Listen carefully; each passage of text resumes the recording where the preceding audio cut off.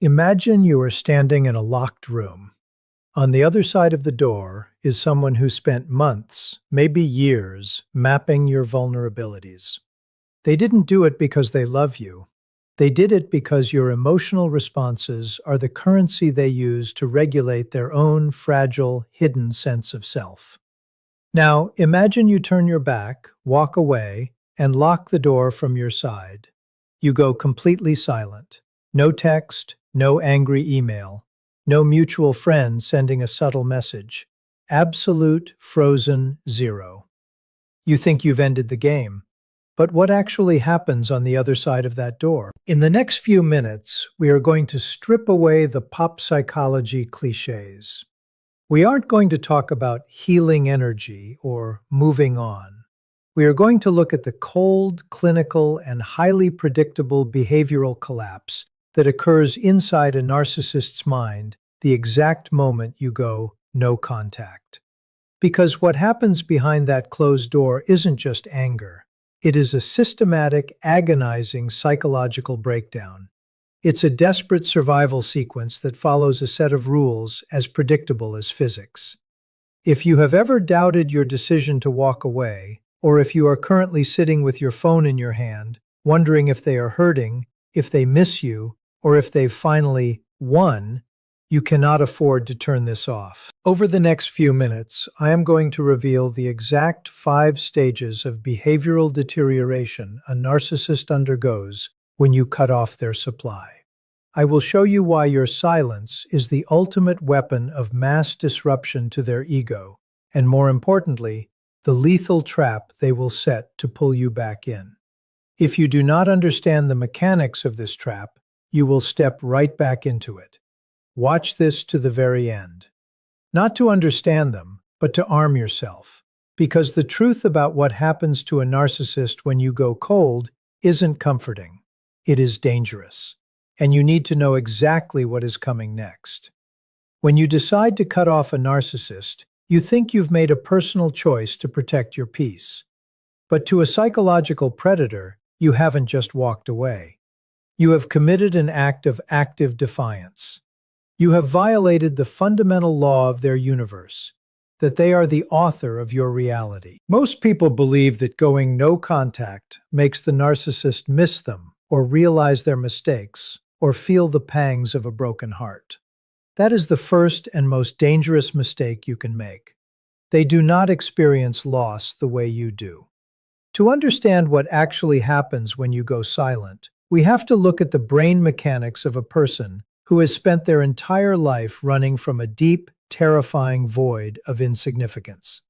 If you are listening to this right now, pay close attention, because what I am about to tell you is the difference between true psychological freedom and walking right back into a beautifully disguised trap. If you break contact even once, even to say, "Never text me again," you are handing them the keys to your mind all over again. Here is exactly what happens on the other side of your silence. To a narcissist, other human beings are not independent centers of consciousness. They are external hard drives. They are supply. A narcissist uses your emotional reactions to regulate their own self-esteem, shame, and anxiety. When you laugh at their jokes, they feel charming. When you cry because of their insults, they feel powerful. The moment you implement no contact, you yank the plug on that entire power grid. Initially, their brain experiences this as a literal system shock. It is highly comparable to a chemical withdrawal. You will see a rapid escalation of behavior. They will text, call, show up at your workplace, or accidentally run into you. In behavioral analysis, we call this an extinction burst. When a behavior that used to work suddenly stops working, the subject doesn't immediately stop. They do it harder, faster, and louder. They are testing the boundaries of the cage to see if there is still a weak spot. When the loud, aggressive tactics fail, the narcissist does something far more dangerous. They adapt. They will drop the anger and adopt the persona of a wounded child. You will get a text message that looks incredibly sincere. It might say, "I've been doing a lot of thinking, and I realize I hurt you. I just want to apologize. You don't even have to reply. This is not an apology. This is a tactical assessment probe. They are testing to see if your empathy is still a viable entry point. They know you are a highly empathetic person. That's why they targeted you in the first place. They are banking on the fact that your guilt will override your boundaries. If you reply to that message, even with a simple, "Thank you, I appreciate that," you have lost. You have just sent a clear signal to their nervous system. The door is unlocked. Keep pushing. If the tactical vulnerability fails, and your silence remains unbroken, the panic sets in. The narcissist is now facing narcissistic mortification, the terrifying realization that they do not matter to you. To prevent their own ego from shattering, they must immediately rewrite the script. They will launch a public smear campaign. They will tell your mutual friends, your family, or anyone who will listen that you were the abuser. They will frame themselves as the tragic victim of your cold, unfeeling cruelty. Why do they do this? Because they need proxy supply. If they can get 3 other people to agree that you are the villain, their internal delusion is restored. They can look in the mirror and say, "See, I am still the good guy. They are the problem." Do not defend yourself. Do not explain your side to people who are willing to listen to their poison. Your defense is a reaction, and a reaction is exactly what the narcissist is mining for. The painful truth about narcissists after you go no contact is that they do not change. They do not learn a lesson. They simply look for a new host. But your victory doesn't lie in their defeat. Your victory lies in your irrelevance to them. When you maintain absolute, unyielding silence, you force them to carry the weight of their own shadow. You force them to sit in the quiet room with the one person they spent their entire lives trying to escape, themselves. Keep the door locked. Keep the silence absolute. Because the only way to win a game against a master manipulator is to refuse to sit at the table. Let us look at the mechanics of human interaction as a strict input-output feedback loop. Every human being relies on social feedback to navigate their environment. But for the pathological narcissist, these loops are not merely social tools, they are an existential life support system. When you execute a true, absolute, no-contact strategy, you are not just ignoring a person, you are cutting off the oxygen to their entire psychological architecture. To understand the depth of this system shock, we have to dissect how their mind constructs identity. Unlike a psychologically healthy individual, a narcissist does not possess a stable, internally generated sense of self. They operate like a movie projector that requires an external screen to manifest an image. You were that screen. Without your reactions, your tears, your defense, your anger, or even your quiet compliance, the projector is casting light into an empty, dark void. Their internal mirror goes completely black. This triggers an immediate, visceral state of psychological survival panic, known as the zero supply state. In behavioral analysis, we study baseline behaviors to detect when a subject enters a state of acute cognitive overload. The moment your silence becomes a permanent reality, the narcissist's behavioral baseline shatters. Initially, their brain attempts to process the sudden, inexplicable lack of stimulus. They are highly conditioned to a predictable pattern of action and reaction. If they push a button, whether by sending a passive-aggressive text, staging a subtle provocation, or invoking a shared memory, they expect a specific, measurable behavioral yield from you. Even if that yield is intensely negative, such as you defending your character or crying in frustration, it serves as an absolute validation of their dominance. It proves to them that they exist, that they are powerful, and that they possess the keys to your emotional state. When that feedback loop is abruptly and permanently severed, their brain's reward centers experience a catastrophic drop in dopamine and cortisol regulation.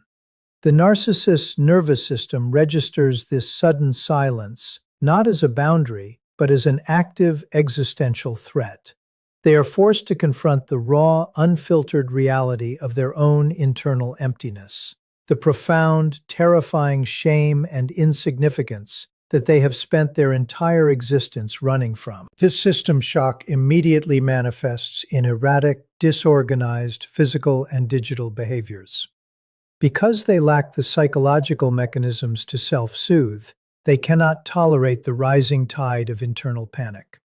They will attempt to force a reaction through rapid, frantic testing of your perimeter. This is where we observe the onset of cognitive fragmentation. They might send a barrage of wildly conflicting messages within a brief window of time, shifting rapidly from declarations of sudden realization and love to intense, venomous rage, to bizarre indifference, to fabricated emergencies. This is not a calculated strategy. It is a frantic, blind flailing. They are throwing every psychological weapon they have at the wall, hoping to find the exact key that will unlock your emotional output. Their brain is screaming for the neurochemical hit of your attention. Because they cannot process anxiety internally, they must externalize it onto a target. They desperately need you to absorb their internal chaos so they can regain equilibrium. Your silence denies them this transfer, leaving the toxic, volatile buildup of their own panic entirely trapped inside their own mind, compounding with every passing minute of unanswered silence. When aggressive tactics and angry demands fail to penetrate your silence, the narcissist does not concede defeat. They adapt by initiating a highly calculated psychological maneuver known as the Hoovering Gambit. In behavioral profiling, this is classified as a shift from active, overt dominance to passive, covert manipulation. Having cataloged your behavioral baseline over months or years of interaction, they possess a detailed map of your psychological vulnerabilities. They remember the exact micro-expressions of guilt that registered on your face when they blamed you for their failures, the specific vocal tones that signaled your defensive retreat, and the core fears of abandonment or inadequacy that you shared during moments of intimacy. Using this data, they engineer a synthetic apology specifically designed to bypass your cognitive defenses. This apology is constructed not to express genuine remorse, but to function as a tactical key that fits perfectly into the locks of your empathy. The anatomy of a tactical hoovering attempt is highly structured and incredibly deceptive. It often employs a technique known as concession streaming, where the narcissist admits to a series of minor, non-threatening faults. By giving you these small, seemingly honest confessions, they build immediate credibility and prime your brain to accept the larger, fabricated narrative of their sudden self-awareness and transformation. They will masterfully mimic the linguistic patterns of psychological healing, utilizing highly persuasive concepts like accountability, self-reflection, and emotional growth. To the untrained observer, it appears as though they have undergone a profound spiritual or psychological breakthrough. However, beneath the polished vocabulary lies a cold, transactional mechanism. They are testing your perimeter, watching to see if your silence softens, and measuring your latency of response to determine if their emotional bait has successfully disrupted your logical resolve. The danger of this gambit lies in its alignment with your deepest unfulfilled wishes. When you receive a highly articulate, apparently humble message admitting to the exact behaviors that caused you pain, your brain experiences a powerful neurochemical surge. The desire for closure, validation, and relief releases dopamine, tempting you to believe that the torment has finally ended and that your pain was not in vain. The narcissist understands this dynamic instinctively. If they perceive that simple remorse is not enough to crack your boundary, they will amplify the strategy by presenting themselves as utterly broken, fabricating physical illness, severe financial distress, or deep psychological despair. This is a deliberate attempt to exploit your caretaking instincts. They are attempting to force a transition in your cognitive state from a posture of self-defense to one of nurturing rescue. If you break your silence to offer comfort, reassurance, or even to express anger at their manipulation, the boundary is breached. To a behavioral predator, any response is a successful transaction because it proves that their vulnerability is a viable key to your emotional reservoir. They immediately register that while rage and hostility could not reach you, a display of weakness could, and they will file this data away for future exploitation. The illusion of change evaporates the absolute second they confirm that their access to your mind has been fully restored. The mask of remorse is discarded. The old patterns of control and devaluation are instantly reinstated, and you find yourself once again trapped in the same destructive loop, having traded your psychological freedom for a meticulously crafted lie. When the Hoovering Gambit fails to breach your perimeter, the narcissist faces an internal crisis of survival. Their attempt to regain direct control over you has collapsed, leaving their ego exposed to the raw, agonizing reality of your indifference. To prevent their psychological infrastructure from crumbling, they must immediately shift their strategy from direct control to indirect control. This pivot manifests as the smear campaign, a systematic, highly coordinated effort to manipulate the social environment surrounding you. In behavioral profiling, this is understood not as a schoolyard act of gossip, but as a critical defensive countermeasure designed to construct a proxy feedback loop. Because they can no longer extract supply directly from your reactions, they must gather it from the reactions of others. They need a crowd of onlookers to validate their distorted reality, and they will use every social asset at their disposal to build that crowd. The mechanics of a smear campaign are deeply strategic and rely heavily on a psychological phenomenon known as projection. The narcissist takes their own abusive behaviors, their own manipulation, and their own betrayal, and seamlessly transposes them onto you. They do not simply tell lies. They craft a narrative that is highly persuasive because it contains microscopic fragments of truth twisted out of context. They will approach mutual friends, family members, or colleagues under the guise of deep, sorrowful concern for your well-being. They might say, "I'm so incredibly worried about them. They've become so unstable and cold, and I had to walk away for my own safety." By adopting the role of the victim, they achieve two goals simultaneously. They protect their own public image from being tarnished by the breakup, and they recruit what behavioral psychologists call flying monkeys, individuals who unwittingly act as proxies to carry out the narcissist's agenda. These proxies are vital to the narcissist's survival during your period of silence. When a mutual acquaintance reaches out to you to check on you, or to gently suggest that you should speak to the narcissist, they are acting as an extension of the narcissist's reach. The narcissist is watching this play unfold from a distance, measuring whether this indirect pressure will cause you to break. If you react to the smear campaign by defending your character, writing long explanations to mutual friends, or confronting the narcissist about their lies, you have unwittingly fed the beast. You have proven that even from a distance, through the medium of other people, they can still dictate your emotional state, disrupt your peace of mind, and force you into a defensive posture. Your distress becomes their indirect supply, reassuring them that they still hold ultimate significance in your life. To survive this stage, you must analyze the smear campaign through a purely clinical lens. It is a desperate, frantic attempt to patch a sinking ship. The narcissist is screaming into the void, trying to convince the world, and more importantly, themselves, that they are the righteous party. If you step onto the battlefield to fight these lies, you validate the battlefield itself. You must allow the narrative to play out without your intervention, recognizing that anyone who is easily manipulated by the narcissist's projection was never a secure element in your support system to begin with. Your silence during their public campaign is the ultimate act of defiance.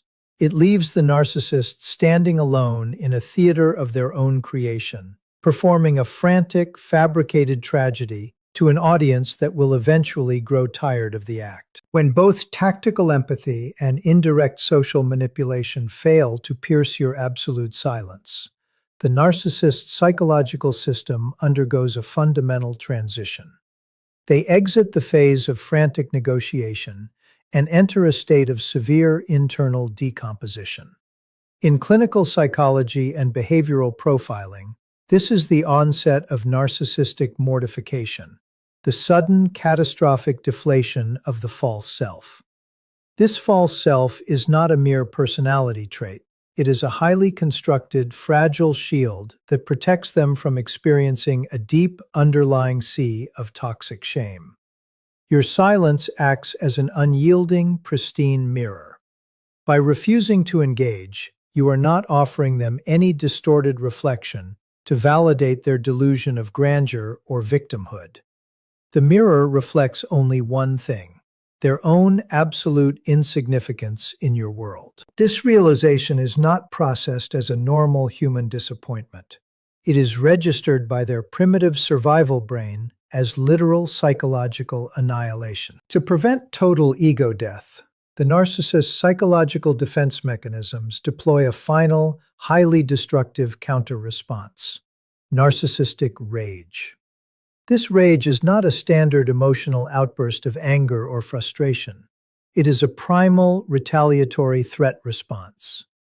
When a behavioral predator realizes they have lost all leverage, all access, and all control over their target, the underlying panic masquerades as intense, explosive fury. This is the stage where the mask is not just slipped, it is completely shattered and discarded. The primary objective of this rage is to force you into a state of fear, confusion, or submission. They will employ scorched earth tactics.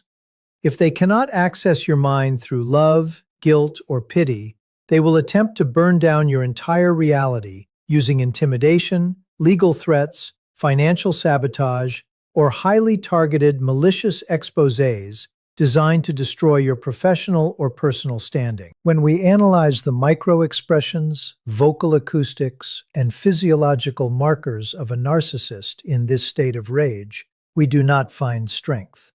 We find a state of raw, unadulterated terror. The loudness of their threats, the intensity of their physical or digital posturing, and the sheer venom of their language are directly proportional to the depth of their internal collapse. They are trying to shock your nervous system into a reactive state because your reaction, even if it is a defensive cry of terror, would at least prove that they still possess the power to move you.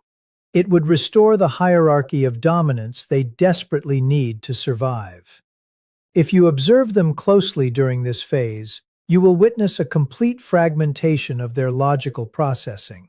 Their arguments become highly irrational, their behavior becomes increasingly reckless, and their threats become wildly disproportionate. They are operating entirely under the influence of an amygdala hijack, driven by the desperate, clawing need to escape the suffocating weight of their own exposed illusion.